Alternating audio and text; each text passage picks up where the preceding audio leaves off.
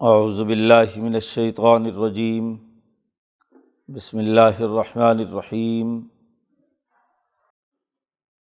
انما کان قول المؤمنین اذا دعوا الی اللہ ورسولہ لیحکم بینہم ان یقولوا سمعنا واطعنا واولئک ھم المفلحون۔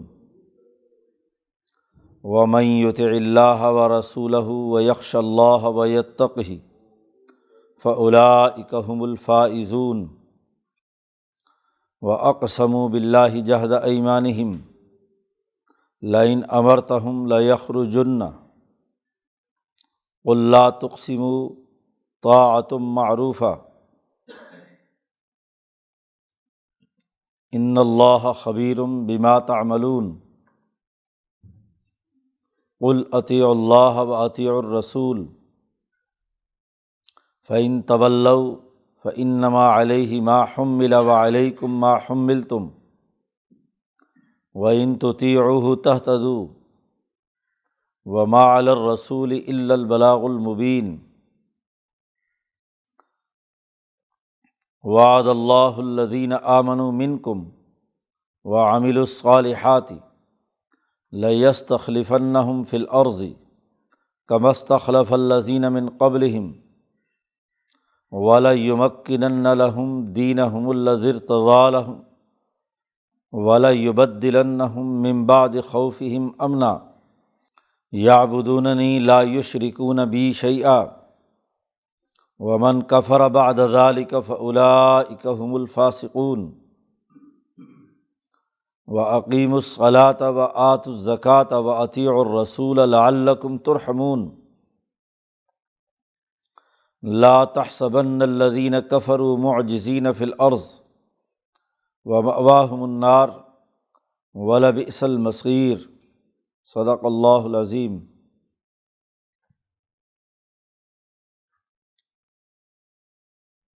سورۃ النور کا یہ رکوع ہے، اور اس سے پہلے رکوع میں منافقین کا تذکرہ تھا کہ منافقین کو جب اللہ اور اس کے رسول کی طرف دعوت دی جاتی ہے تاکہ ان سے اپنے معاملات میں فیصلہ کرایا جا سکے، تو ایک فریق ان منافقین کا اس سے اعراض کرتا ہے، ان کے دلوں میں مرض ہے، اور اس کی سب سے بڑی نشانی یہی ظاہر ہوئی تھی کہ واقعہ افک میں انہوں نے جھوٹ کا طوفان برپا کیا تھا۔ بجائے یہ کہ اللہ اور اس کے رسول کی طرف رجوع کرتے اور جو الزام جھوٹا لگایا گیا تھا یا چار گواہ پیش کرتے یا کوڑے کھانے کے لیے تیار ہوتے، تو ایک صحیح اور درست راستہ تو یہی تھا، لیکن بجائے اپنی غلطی کو تسلیم کرنے کے اس جھوٹ کے طوفان کو انہوں نے آگے بڑھایا۔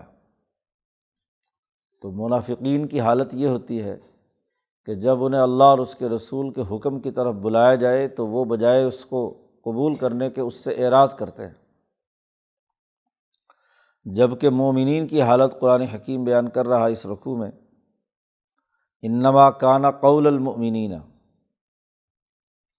مسلمانوں کا اس کے علاوہ اور کوئی قول نہیں ہوتا جب انہیں پکارا جاتا ہے اللہ اور اس کے رسول کی طرف، لیحکم بینہم، تاکہ ان کے درمیان فیصلہ کیا جائے، اللہ اور اس کے رسول ان کے درمیان فیصلہ کریں۔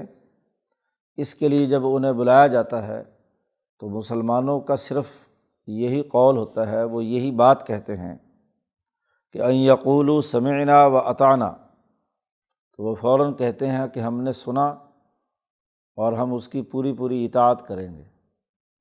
سمع و طاعت قرآن حکیم اور احادیث میں کئی جگہ آیا ہے۔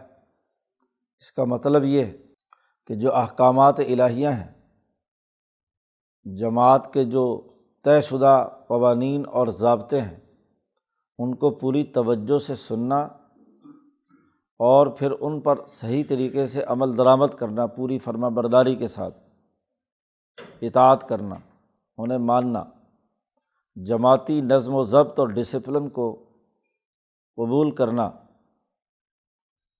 توجہ سے سن کر اس پر عمل درآمد کرنا۔ سمعنا و اطعنا، مسلمان جب یہ سچے مومن جب یہ کہتے ہیں تو وَأُولَٰئِکَ هُمُ الْمُفْلِحُونَ، تو یہی لوگ کامیاب ہیں۔ جیسے وہ ظالمون تھے، منافقین جن کے دلوں میں مرض تھا، اس کے بالمقابل یہ جو سچے مخلص مسلمان ہیں، انہی کے لیے فلاح اور بقا ہے، منافقت کے لیے اب کوئی راستہ نہیں ہے۔ وَمَن يُطِعِ اللَّهَ وَرَسُولَهُ، جو اللہ اور اس کے رسول کی اطاعت کرے گا، وَيَخْشَ اللَّهَ وَيَتَّقِهِ، اور وہ اللہ سے ڈرتا ہے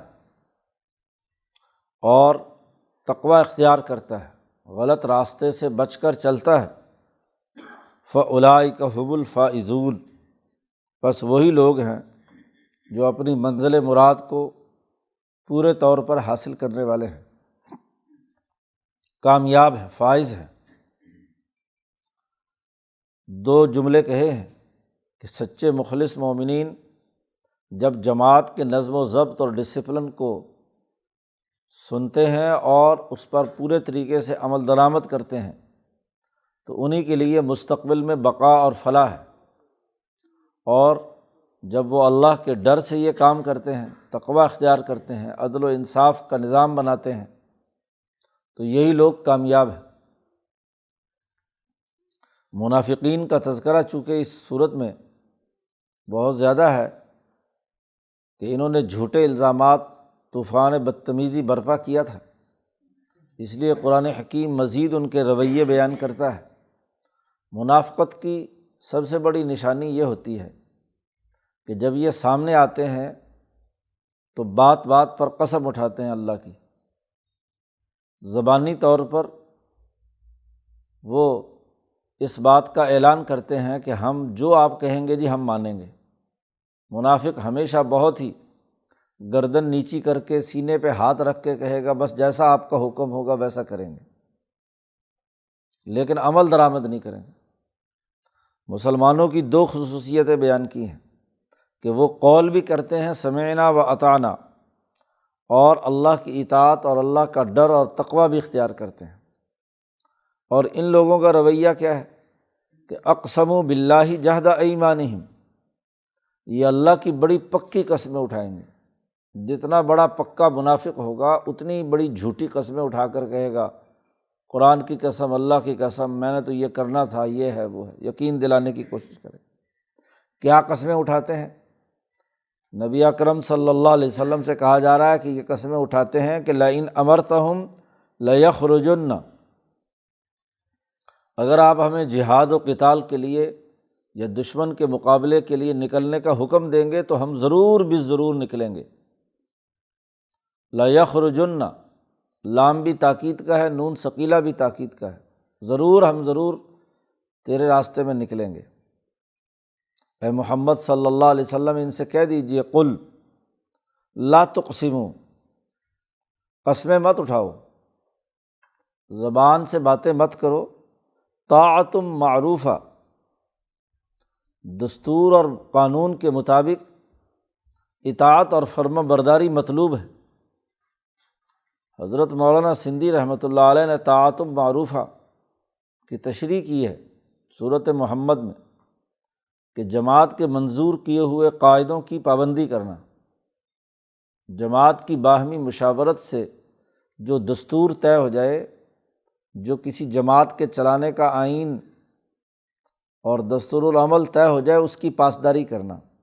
اس لیے حضرت شیخ الہند نے ترجمہ کیا ہے کہ حکم برداری چاہیے، دستور، جو دستور طے ہو چکا ہے، تو دستور اور آئین کسی جماعت کے نظم و ضبط کے چلانے کے لیے طے کیا جاتا ہے، تو جو عام معروف طریقہ ہے، جو طے شدہ دستور ہے، بس اس ڈسپلن کی پاسداری کرو، یہ مطلوب ہے۔ زبان سے قسمیں اٹھانے اور بہت جھک کر ساری باتیں کہنے کرنے کی ضرورت نہیں ہے۔ زبان کی باتوں سے کیا ہوتا ہے؟ عمل تمہارا کیسا ہے؟ تمہارا عمل تو بتلا رہا ہے کہ تم بات نہ تو پوری توجہ سے سنتے ہو، نہ اس پر عمل درآمد کرتے ہو۔ چرب زبانی سے بس قسمیں اٹھاتے ہو کہ ہم ضرور کریں گے۔ ان اللہ خبیر بما تعملون، اللہ تعالیٰ بہت باخبر ہے جو تم کر رہے ہو۔ قل، آپ کہہ دیجیے اے محمد صلی اللہ علیہ وسلم، اطیعوا اللہ و اطیعوا الرسول، اللہ کی اطاعت کرو اور رسول اللہ صلی اللہ علیہ وسلم کا حکم مانو۔ اصل بات تو یہ ہے، زبان سے قسمیں اٹھانے کی ضرورت نہیں ہے، دعویٰ کرنے کی بھی ضرورت نہیں کہ ہم ضرور پورا کریں گے۔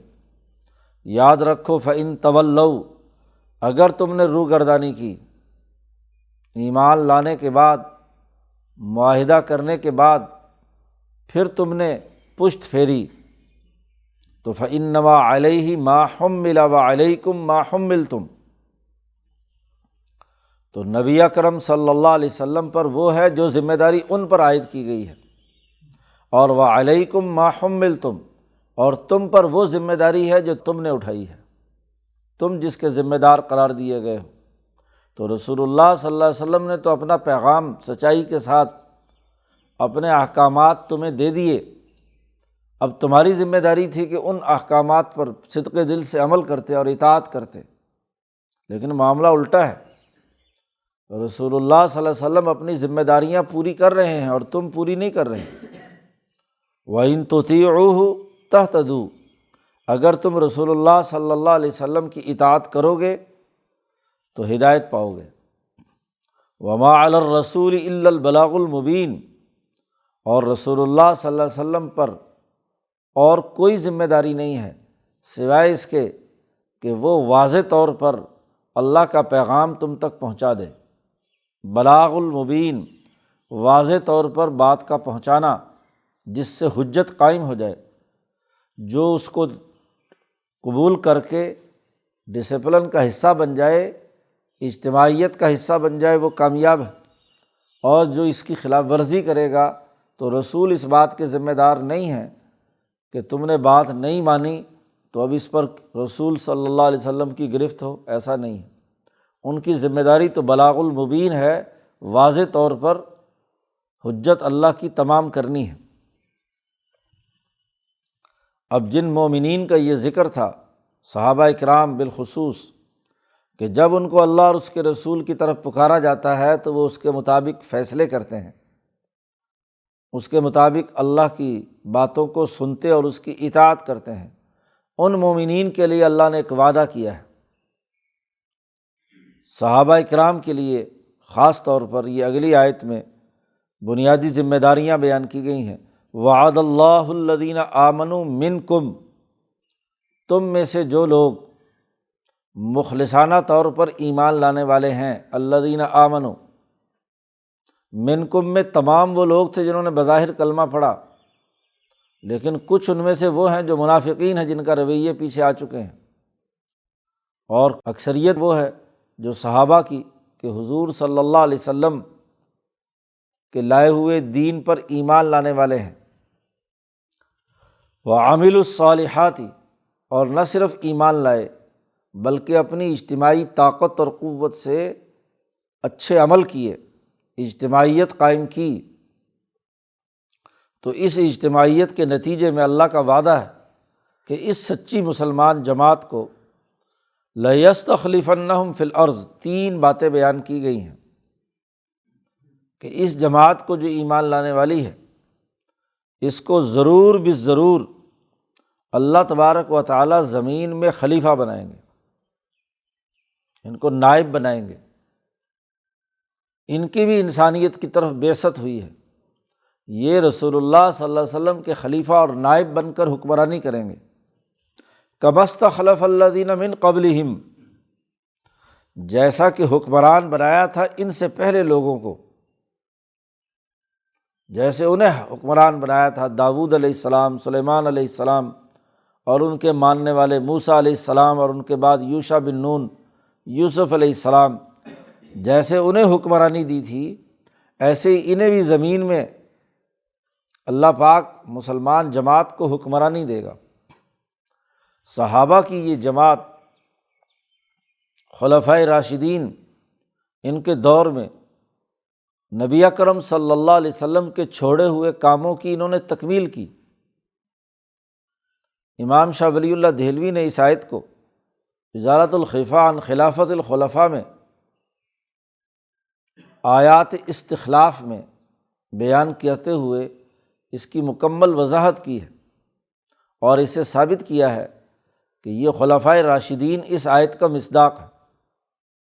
خلافت کے دو دائرے ہیں، ایک خلافت خاصہ یا خلافت علی منہاج النبوہ، تو یہ خلافت علی منہاج النبوہ مخصوص ہے صحابہ کے ساتھ، نبی اکرم صلی اللہ علیہ وسلم کے تربیت یافتہ لوگوں کے ساتھ، اور اس میں بھی امام شاہ ولی اللہ دہلوی نے وضاحت کی ہے کہ یہ آیت استخلاف جس میں یہ نتائج ظاہر ہوئے جو آگے آ رہے ہیں، یہ حضرت عثمان رضی اللہ تعالیٰ عنہ کی شہادت تک۔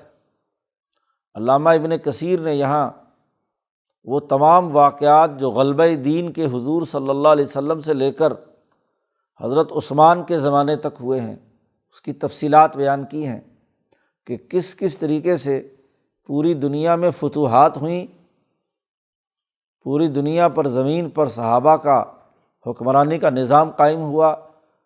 تو حضرت عثمان کی شہادت جب سے اختلاف سے پہلے تک اس پوری جماعت کا یہ جو 3 خلفائے راشدین کا دور ہے، انہوں نے جو دین کے غلبے کا عملاً نظام قائم کیا وہ اس آیت کا مصداق ہے۔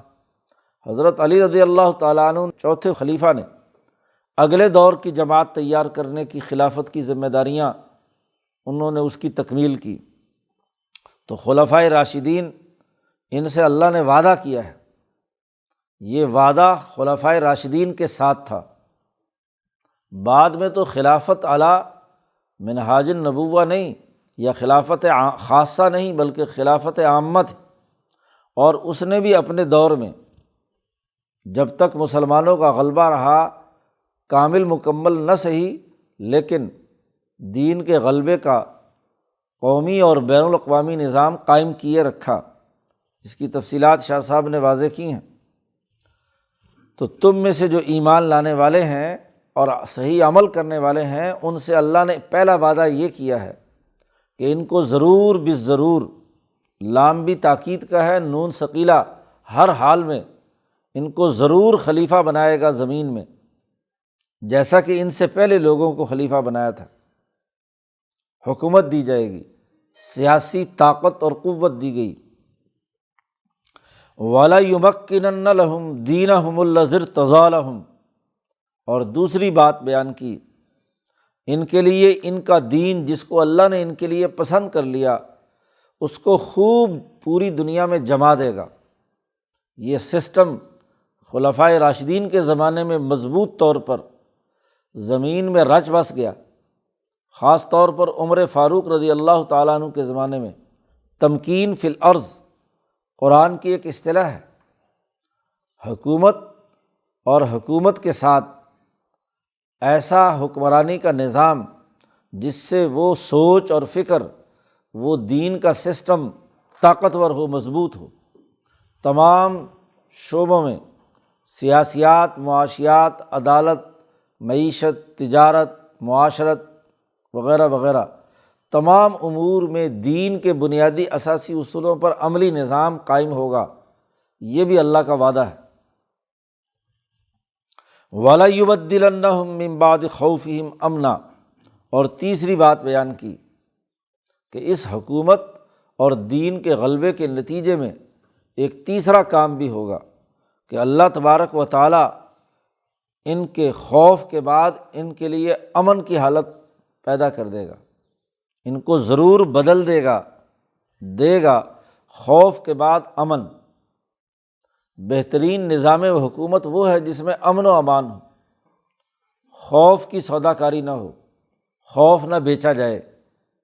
تو خلفائے راشدین کے زمانے میں اور مسلمانوں کے بعد کے غلبے کے زمانے میں خوف کے بدلے میں امن کو غالب کیا گیا، ہر آدمی کی جان، مال، عزت، آبرو محفوظ، امن و امان۔ تو خلافت اور تمکین دین، ان دونوں کا آخری نتیجہ امن و امان کا نظام قائم ہونا ہے۔ کسی سیاست کا سب سے بڑا المیہ اور حکومت کا المیہ یہ ہوتا ہے کہ وہ خوف پھیلائے، خوف اور نفرت کی بنیاد پر سوسائٹی میں غلط کام کرے، اپنے مقاصد کو حاصل کرنے کے لیے لوگوں کو خوف زدہ کرے، خود بھی خوف زدہ ہو اور لوگوں کو بھی خوف زدہ کرے، ان کا مورال گرائے۔ پچھلے 200-250 سال سے جب سے دنیا میں یہ سامراجی طاغوتی یورپین نظام قائم ہوا ہے، اس کی بنیادی اساس ہی خوف پیدا کرنا ہے۔ خوف پیدا کر کے، نفرتیں پیدا کر کے اپنے سیاسی اور معاشی مقاصد حاصل کیے جاتے ہیں۔ سرمایہ پرستی کا نظام، اسے فروغ دیا جاتا ہے۔ بیماری کا خوف، جنگ کا خوف، بھوک کا خوف، حفاظت کا خوف، عدم تحفظ کا احساس، پہلے خوف زدہ کرو اور پھر اس خوف کو دور کرنے کے لیے سودا بیچو۔ یہ سب سے بڑی خرابی ہے۔ تو خلافت راشدہ یا دین کی خلافت کے نظام کی بڑی بنیادی خصوصیت یہ ہے کہ وہ امن قائم کرتی ہے خوف کے بعد۔ امن کا قیام اس کی بنیادی ذمہ داریوں میں سے ہے۔ تو 3 باتیں کہیں اور تینوں کے لیے نون ثقیلہ اور لام تاکید کا لا کر پکی تاکید کا اللہ نے خود اپنے ذمہ وعدہ لے لیا، اور دنیا نے دیکھا کہ یہ وعدہ سچے مخلص مسلمانوں کا پورا ہوا۔ اور جب بھی تاریخ میں مسلمان اس طریقے سے مخلصانہ جد وجہد کوشش کرنے والے بنے تو یہ 3 انعامات انہیں ملے، اور جب یہ 3 انعامات نہیں ہوتے تو ایمان میں خرابی یا عمل میں خرابی، نفاق کی حالت جس کی پیچھے بات بیان کی گئی ہے، قسمیں اٹھا کر ملک بنایا کہ اسلام نافذ کریں گے، لیکن اسلام کا نفاذ تو کیا ہونا تھا، ہاں جی، سوائے جھوٹے پراپیگنڈے کے اور کچھ نہیں۔ جو روٹین کی دستور، اپنے بنائے ہوئے دستوری کی اطاعت اور پابندی نہیں ہے، طاعت معروفہ نہیں ہے، تو باقی وعدے کیا پورے ہوں گے؟ تو وہاں امن کیسے ہو، وہاں خوف کا خاتمہ کیسے ہو، وہاں انسانیت کے لیے صحیح سسٹم اور نظام مضبوط کیسے ہو؟ وہ تو قوانین کی پاسداری سے ہوتا ہے۔ قوانین ہی کی پاسداری نہیں تو سسٹم مضبوط کیسے ہوگا؟ یعبدوننی لا یشرکون بی شیئا، یہ سچے مسلمان، بلکہ ان کی تعلیم و تربیت سے باقی انسانیت بھی میری عبادت کرے گی۔ لا یشرکون بی شیئا، کوئی بھی میرے ساتھ شریک نہیں ٹھہرائیں گے لوگ۔ دین اتنا غالب ہو جائے گا، دین کا سسٹم اتنا مضبوط ہو جائے گا کہ عبادت اور غلامی اللہ کہتے صرف اور صرف میری ہوگی، کوئی میرے ساتھ شریک کرنے والا نہیں ہوگا۔ یہ دنیا میں غلبے کا نظام قائم ہوگا۔ اور یاد رکھو ومن کفر بعد ذالک، جو اس کے بعد کافر ہوا، جس نے اس کے بعد ناشکری کی اس نعمت کی، فاولئک هم الفاسقون، پس وہی لوگ فاسقون ہیں جنہوں نے اس خلافت کی نعمت کے حاصل ہونے اور دنیا میں بہترین نظام قائم ہونے کے بعد اس انعام کی ناشکری کی، یعنی امن کو خوف میں بدلا، دین کے سسٹم کے بجائے خواہشات کا اعلی کار بنا لیا دین کو، اور حکومت جس مقصد کے لیے دی گئی تھی اس کے مقاصد کو نظر انداز کر دیا، تو فاولئک هم الفاسقون، وہ فاسق ہیں، منافق ہیں۔ قرآن کہتا ہے اقیموا الصلاۃ وآتوا الزکوٰۃ، نماز قائم کرو۔ مسلمان جماعت کی خصوصیت بیان کی، اقیموا الصلاۃ، نماز قائم کرو، وآتوا الزکوٰۃ، اور انسانیت کی خدمت کے لیے زکوٰۃ کی صورت میں مال خرچ کرتے رہو، وأطیعوا الرسول، اور رسول اللہ صلی اللہ علیہ وسلم کے لائے ہوئے دین اور نظام کی پوری اطاعت کرو۔ 3 کام تم کرو، لعلکم ترحمون، تاکہ تم پر رحم کیا جائے۔ خدا پرستی، انسان دوستی، اور جو اللہ نے احکامات اور رسول نے احکامات دیے ہیں ان کی اطاعت۔ باقی رہی یہ بات کہ یہ کافر لوگ سمجھتے ہیں کہ شاید ہم اللہ کے عذاب سے بچ جائیں گے۔ لا تحسبن الذین کفروا، کافر لوگ یہ قطعی گمان مت کریں کہ یہ معجزین فی الارض، کہ وہ ملک میں ادھر ادھر بھاگ بھاگ کر دوڑ کر وہ تھکا دیں گے، صحابہ کو اور مسلمان جماعت کو عاجز کر دیں گے کہ یہ غالب نہ آئے، ہاں جی ان کو مغلوب ہی رکھیں۔ ایسا نہیں ہے، یہ کافر لوگ ہیں، مأواہم النار، ان کا ٹھکانہ جہنم ہے، اور وَلَبِئْسَ الْمَصِيرُ، اور وہ بہت ہی برا ٹھکانہ ہے۔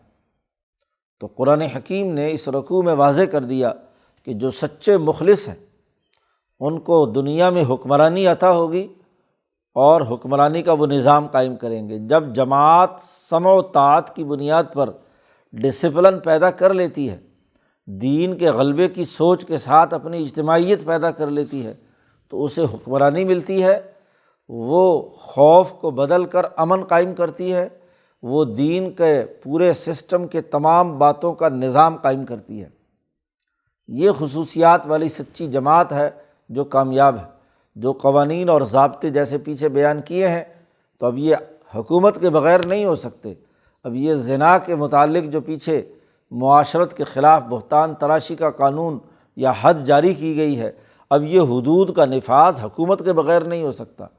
آدمی کوئی انفرادی طور پر حد زنا پر کسی کو زانی قرار دے کر سزا دے دے پرائیویٹ طور پر، یا کسی بہتان تراش کے اوپر از خود سزائیں دینا شروع کر دے، یہ عدالت کے بغیر نہیں ہوتا، اور عدالت بغیر حکومت اور خلافت کے نہیں ہوتی۔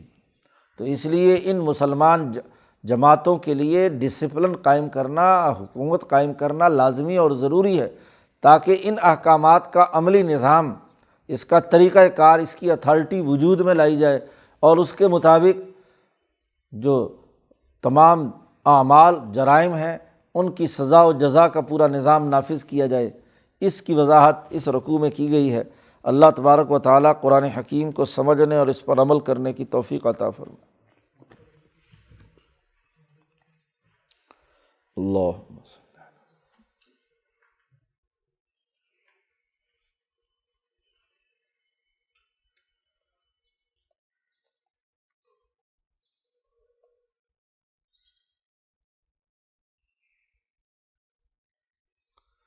اجمعین۔